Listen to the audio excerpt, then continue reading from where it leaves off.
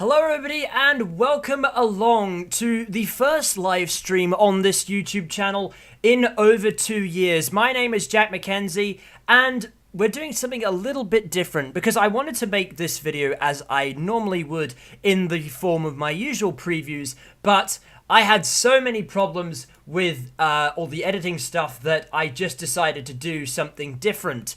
And this year we are doing something different because this has been a long time coming, but finally the wait is over because the Bathurst 12-hour is back once more.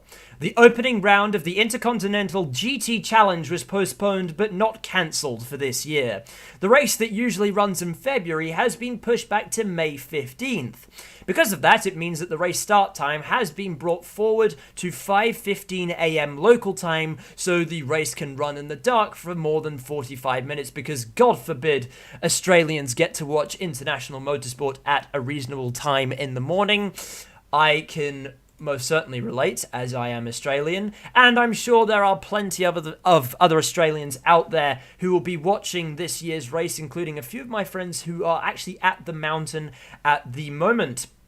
Anyway, the start time isn't the only major characteristic about this year's race that has been significantly changed. For this year only, due to the influence of the pandemic, this year's 12-hour will be a Pro-Am field, with some of the best professional and amateur drivers from around the world taking to the mountain and fighting for the overall victory.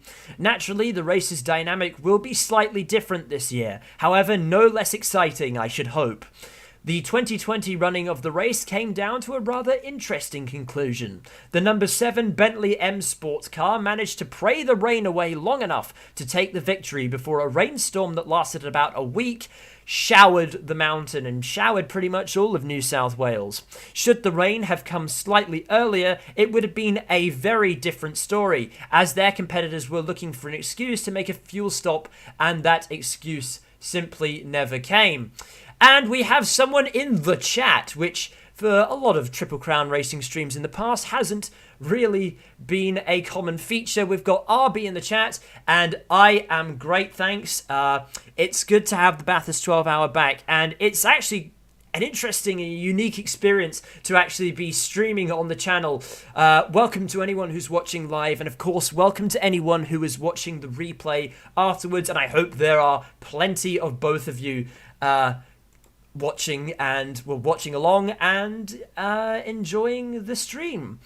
Anyway, unfortunately, COVID has had a rather negative impact on the grid numbers for this year, with just 20 cars compared to 2020's 39. But the show must go on, and well, it makes my job a little easier.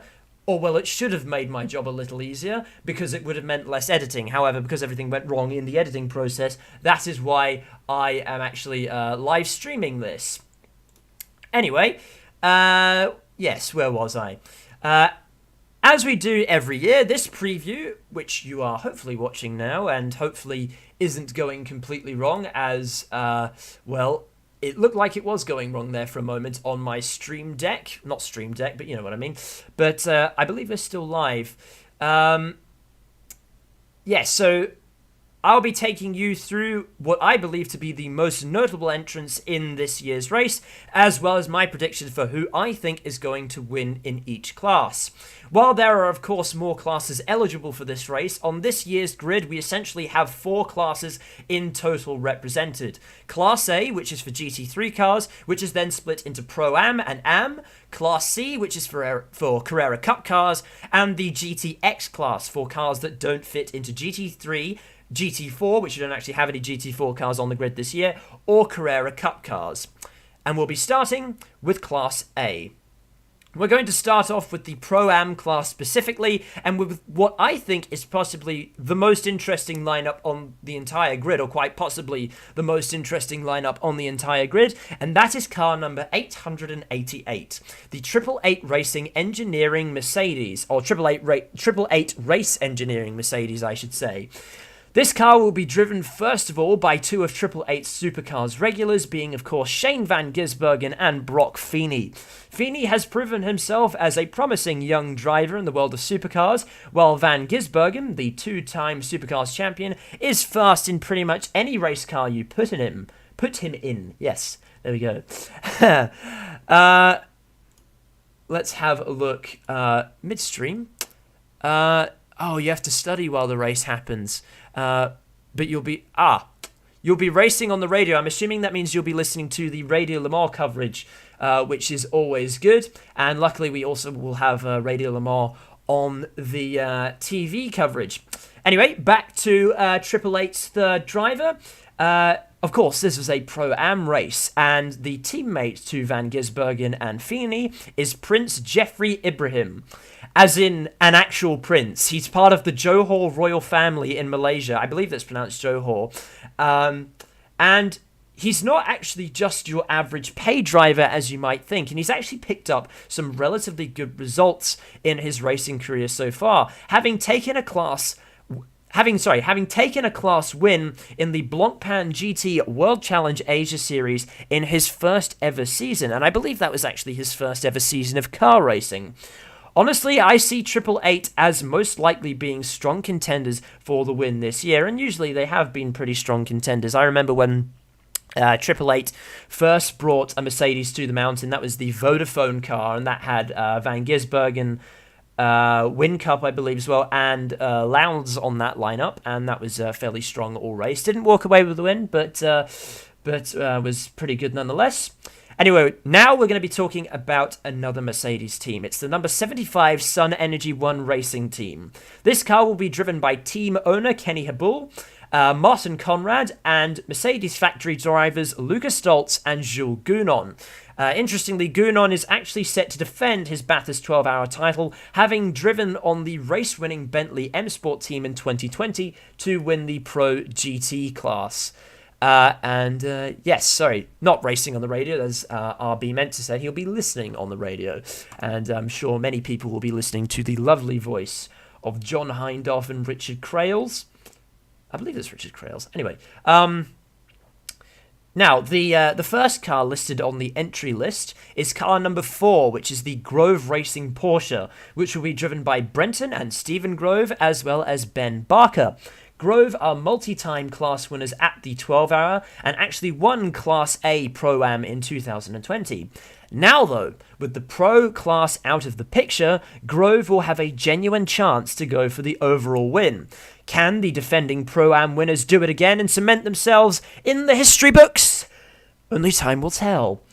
Up next, it's the number 6 Wall Racing Lamborghini, and there is a surprising amount to talk about with this entry.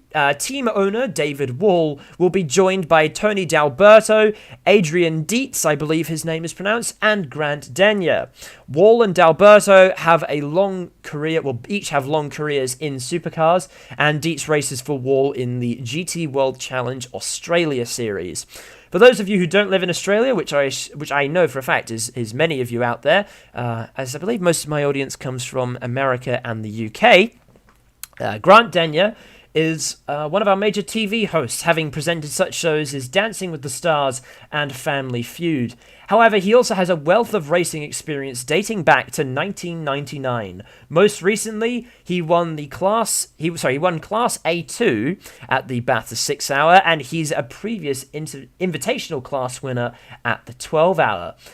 Driver-wise, this is a fairly strong lineup. The Wall Racing Lamborghini is the only Lamborghini in the field, and one of the few cars on the grid that aren't actually from a German manufacturer. Now, I'm going to take a quick drink and hit the microphone, as I just did there.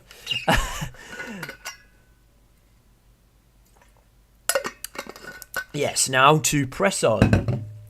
Okay, we couldn't talk about this race without talking about Audi.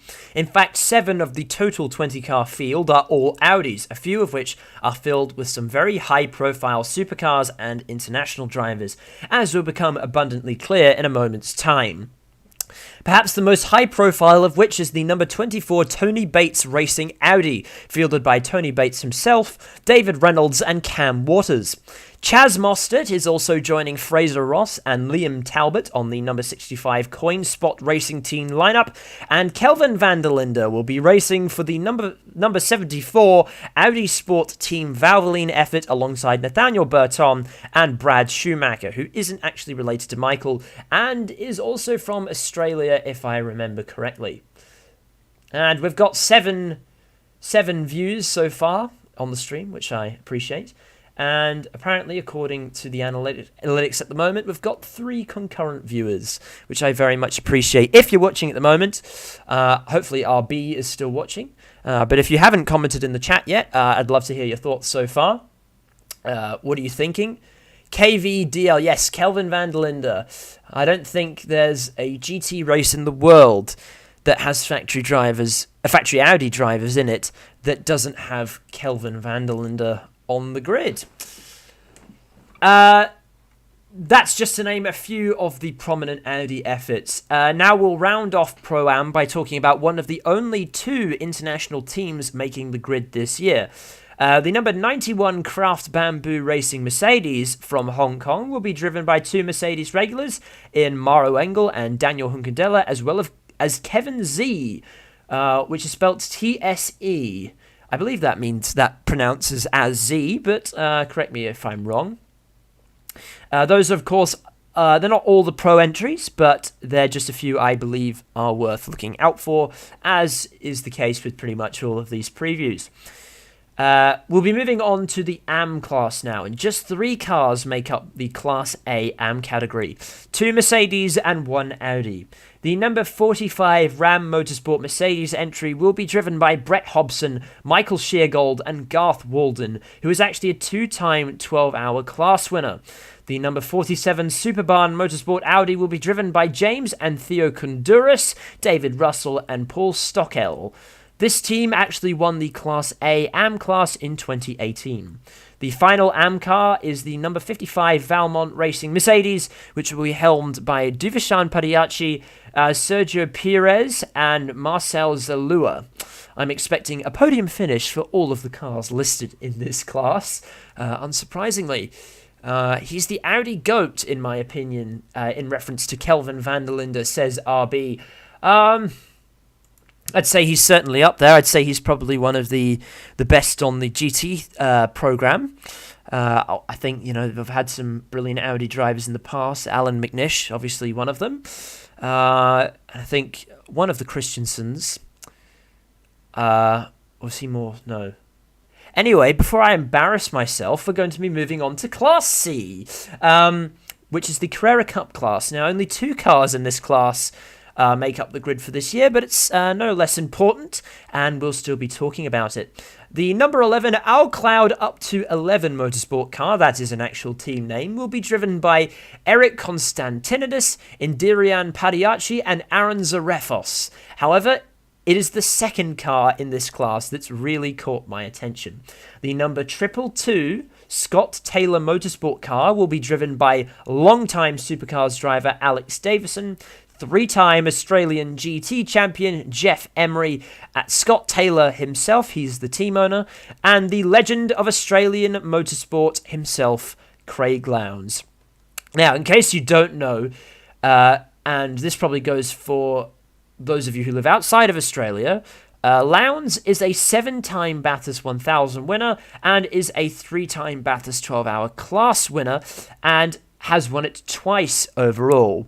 Once again, it seems that he has elected not to race for Triple Eight this year at the 12-hour. Not that he could anyway, because of the Pro-Am mandate. And for the second time, Lowndes finds himself behind the wheel of a Porsche after running the race in 2020 with Earl Bamber Motorsport. Despite the fact that it's quite literally a 2-horse race, I'll still be keeping my eye on this class, and I recommend that everybody keep their eyes on this class. Now, we're going to talk about GTX. Three cars will be contesting this category this year. Of course, you've got the usual suspects. There are the two Mark II V8 Mustangs racing this year. The number 95 Mark Cars Australia entry will be driven by Jake Camilleri, Declan Fraser, Jeff Taunton, while the Wheels Effects Racing entry will be driven by Keith Kasuke, Hadrian Morale, and Zane Morse.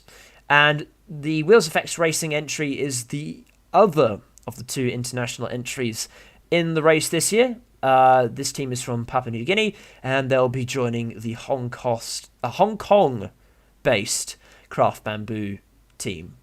The final entry in the GTX class is a rather interesting one. For the first time, we have one of the new breed of GT2 cars coming to the mountain. That's right, the number 50M Motorsport entry is the new KTM Crossbow GT2, and it'll be driven by David Crampton, Trent Harrison, Dale Wood, and Glenn Wood. Now it's time for the predictions. Now, first of all, I'm going to go through my predictions, and to anyone who is watching the stream live, please feel free to message the chat with your predictions. I'd love to hear them, and it will give us something to talk about, and it means we can extend the life of this preview out even further, and who knows, we could be talking well into the night about who we think is going to win this race. For the Pro class, I think we are due another Audi for the overall victory, and due to the sheer number of them that are in the race, I wouldn't exactly call it unlikely that the win will... I say that the win will either go to the number 24 Tony Bates Racing entry with David Reynolds, Cam Waters, and Tony Bates, or the number 74 Audi Sport Team Valvoline effort driven by Nathaniel Burton, Kelvin van der Linde, and Brad Schumacher. In the YAM class, the number 47 Superbarn team have proven themselves in the past, and I think they could do it again. I think it'll be James and Theo Konduris, David Russell, and Paul Stockel walking away with the win. In Class C, it's a 50-50 choice, so I might actually get one of these predictions right for once. As you'll know, my Rolex 24 predictions did not age very well. So this could be my chance to finally get it right. So I think it's going to be the 222 Scott Taylor Motorsport entry with Alex Davison, Jeff Emery, Craig Lowndes, and Scott Taylor, and that's mainly based on the driver lineup themselves. But who knows? The other Carrera Cup car could really surprise us, and the 222 car could always run into problems. So you never know how that's going to pan out. And finally, in GTX, I think it'll come down to how fast the KTM is compared with the Mark IIs. However, if it isn't actually faster, then I think the number 95 Mark Cars Australia entry, driven by Jake Camilleri, Declan Fraser, and Jeff Taunton, is the stronger of the two Mark Cars. Now, I'm going to cut back to our live chat. To anyone who's just joined the stream, we're making our predictions at the moment, so if you've got any predictions that you'd like to lay down about the Bathurst 12 hour and you think the world should know, please put it in the chat below. I want to keep this conversation going as much as possible. I want to have a conversation with the viewers and make this a very interesting preview. That is, of course, the benefit of doing previews like these live, is that you get to have a little bit more interaction. RB says Craig is a brilliant driver. Craig Lowndes is a brilliant driver. You don't win a Supercars Championship 3 times and all those Bathurst 1000s and garnering all that success without being a brilliant driver. And he also says the Mark cars were restricted last time. Any news on that?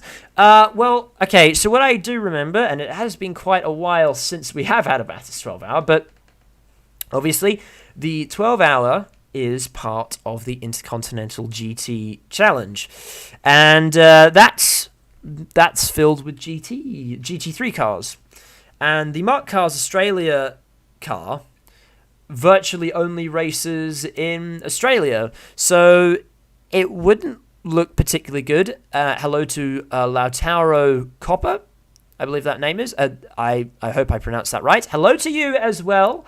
As I was saying, It wouldn't look particularly good if a car that only races in Australia were to beat an international field. So the Mark cars were restricted on lap time. So I believe the way it worked was they would get a penalty if they dipped below a certain lap time, because they didn't want them lapping quicker than the GT3 field. And while I haven't heard anything to suggest that the restrictions for the Mark cars will be taken away, I don't have any reason to believe that that wouldn't be the case. I believe that the restrictions will stay the same, and they'll be forced to stay behind the GT3 cars because they're not supposed to be lapping any faster than them. Anyway, we're still live. Please put your predictions in the chat. I'd like to either agree or refute those predictions, and we can keep the conversation for this Bathurst 12-hour preview going. I must say, I've enjoyed live streaming so far. For those of you who've just joined, normally I would do this as a properly edited video, but everything went wrong. Everything went wrong while I was trying to edit, and so I decided to use the script that I had written to do a live stream, and I'd say it's going pretty well right now. We've had 21 views, I believe that is in total, and we have 6 people watching right now. So to those 6 people, put your predictions in the chat. I want to hear anything you have to say. Not just predictions.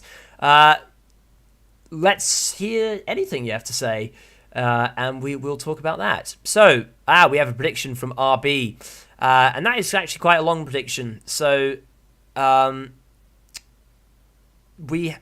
I'm assuming that's why it took so long to type out. So, he says that the winner overall will be the number 74 car, which is the Audi Sports Team Valvoline effort. He says second place will go to the 888 Racing Mercedes, and the third place car will be the number 4 Grove Racing Porsche. Excuse me.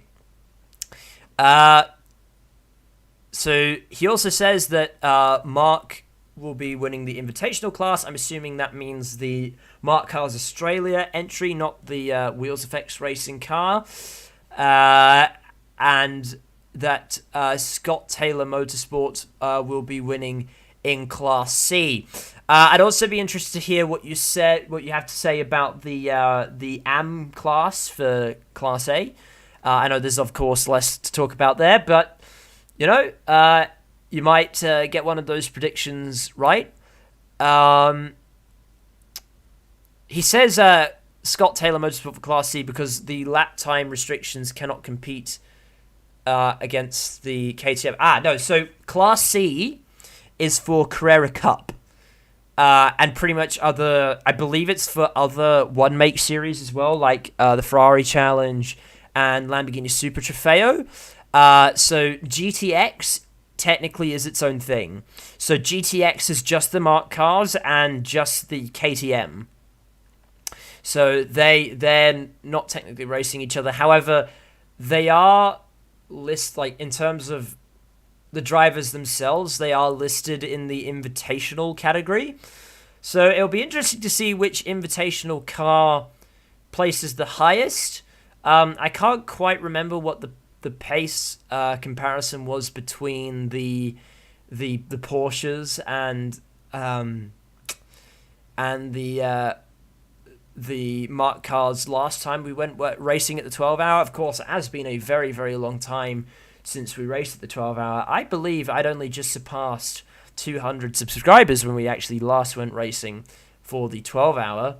And look how far we've come, actually. It's interesting. A lot has happened since the last 12 hours. Anyway, to anyone currently watching the stream, RB has been the first to lay down his predictions. I'd love to see if anyone has anything different to that, and of course anything different to my predictions. I'll just run you through my predictions again. I think for Pro-Am, it's either going to be the 24 Tony Bates car or the number 74 Audi Sport Team Valvoline car. In the Am class, I think it's going to be the 47 Superbarn team. In Class C, I think it's going to be 222, which is the Scott Taylor Motorsport entry, which has Craig Lowndes and Alex Davison both on the same lineup. In GTX, I think it's going to be the Mark Cars Australia entry. That's the number 95. And those are all of my predictions for the win. Although I'd love to hear, results to the side for a moment. I'd love to hear what the rest of you also have to say in terms of what you actually think is going to happen in the race. I'm just trying to think back to some of the previous Bathurst 12 hours that we've seen. So we've had races where it's come down to fuel mileage. And hello to Lance Cano, or Kano. My apologies if I have pronounced that incorrectly. Welcome to the chat. I love seeing all of your messages. Please put your predictions for who you think is going to win the race in each of the classes in the chat. I'd love to hear what you have to say. What I was talking about before is I'm trying to think what sort of Bathurst 12 hour we're going to see for this year. I think one thing to consider is that the track conditions might be a little bit different. Obviously, this race usually runs in May, and for the first time, it doesn't usually run in May, sorry, it usually runs in late February, but of course it was pushed back to May this year to counteract any COVID issues, which was probably the right call. But yes, in previous years, we've had, I'm thinking, first race that pops into my mind, obviously, and this is probably one of the most exciting motor races I've ever seen, was the 2019 running of the event, which was mostly a dry race. I believe it was an entirely dry race. I think it was clear all day, basically. And it came down to what was one of the most brilliant overtakes I've ever seen in motorsport, where it was the Earl Bamber car that sent it down the inside of the R Motorsport car. I'm actually going to look up the results for that because I can't quite remember who was driving each of those cars, and it's always good to reminisce about some of the previous runnings of this race as we prepare once again for the race this year. So it was the 912 Earl Bamber Motorsport car that won the race that year, and that car was driven by Matt Campbell, Dennis Olsen, and Dirk Werner. I believe it was Campbell who actually made the overtake on the R Motorsport car, which that year was being driven by Jake Dennis, Marvin Kirchloffer, I believe that is. No. I'm so bad with international names. I am very, very sorry.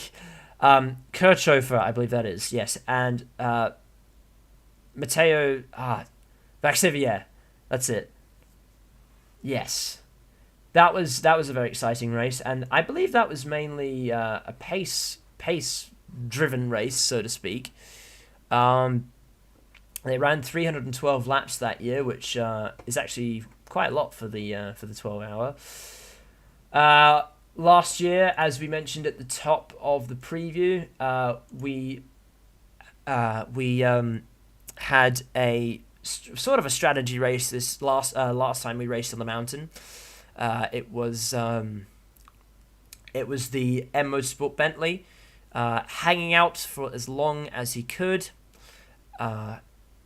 just hoping the rain stayed away because the cars behind the Bentley needed a pit for fuel and tires, or I can't remember whether it was fuel or tires, but regardless, and the rain didn't come in time for those cars. The Bentley managed to stay out and take the win.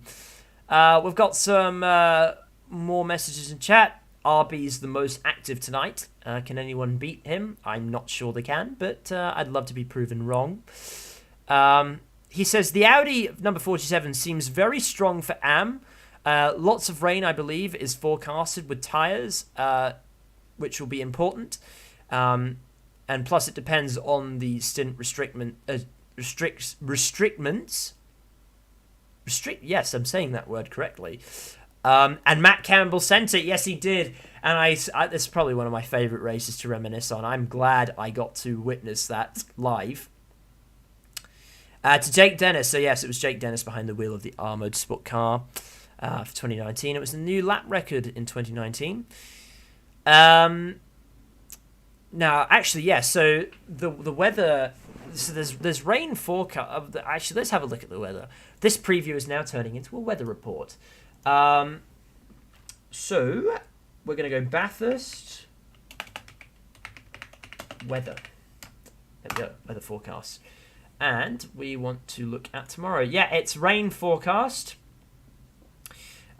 Strangely enough, today though, so I live in New South Wales, which Bathurst is in New South Wales, although I do live some ways away from Bathurst.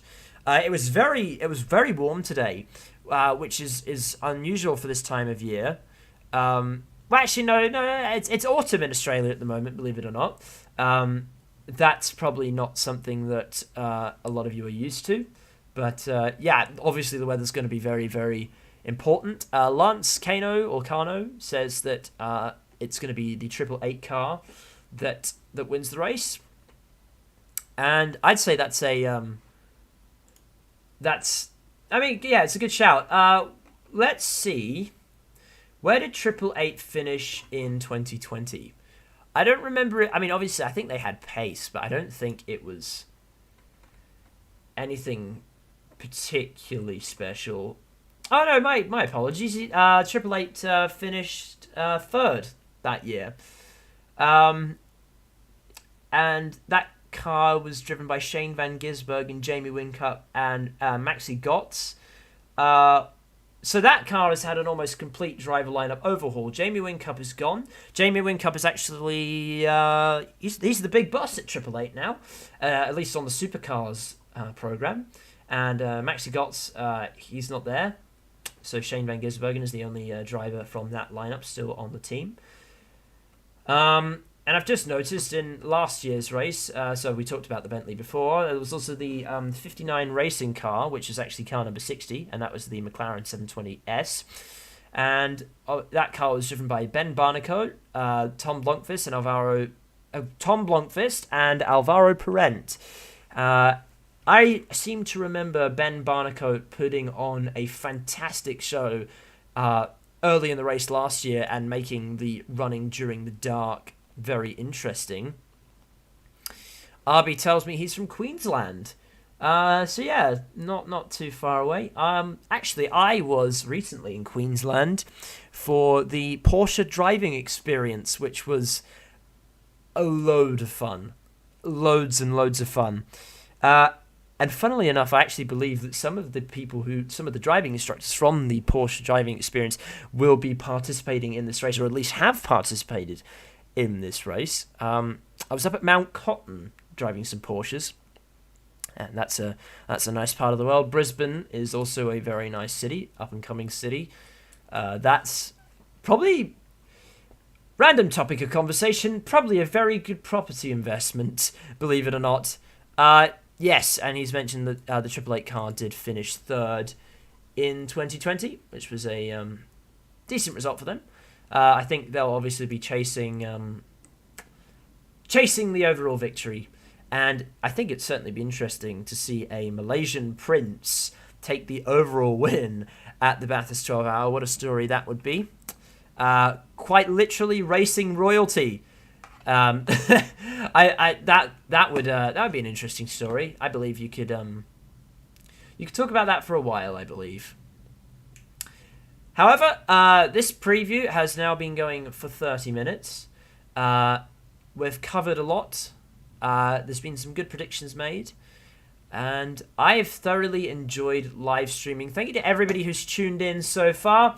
I've thoroughly enjoyed it. And, hang on, I've thought I was doing something wrong. No, I haven't. In any case, right, so yes, back to my outro. Yeah.